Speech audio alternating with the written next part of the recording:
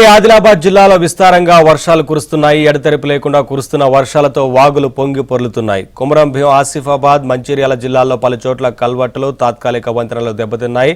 అనేక గ్రామాలకు రాకపోకలు నిలిచిపోయాయి. మరోవైపు ఎగువన మహారాష్ట్రలో కురుస్తున్న వర్షాలతో గోదావరి, ప్రాణహిత, పెన్గంగా నదుల్లోకి వరద చేరుతోంది. ప్రాజెక్టులకు జలకళ వస్తోంది.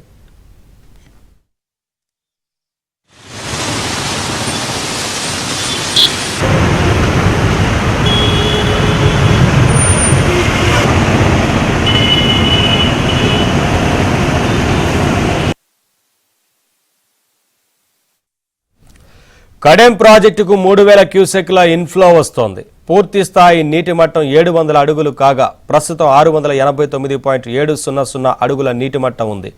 అటు మొన్నటి దాకా స్టోరేజీలో ఉన్న ఎల్లంపల్లి ప్రాజెక్టులోకి క్రమంగా ఇన్ఫ్లో పెరుగుతోంది. ఇన్ఫ్లో 2000 క్యూసెక్లు నమోదవుతోంది. ప్రాజెక్టు పూర్తి సామర్థ్యం 20.175 టీఎంసీలు కాగా ప్రస్తుతం 5.4 టీఎంసీల నీరు నిల్వ ఉంది. కొమరం భీం, వట్టివాగు, గడ్డెన్నవాగు, సాత్నాల, స్వర్ణ ప్రాజెక్టులు కూడా నిండు కుండలా మారాయి. మరోవైపు చెరువులు మత్తడి దూకుతున్నాయి. దీంతో రైతుల్లో హర్షం వ్యక్తమవుతోంది.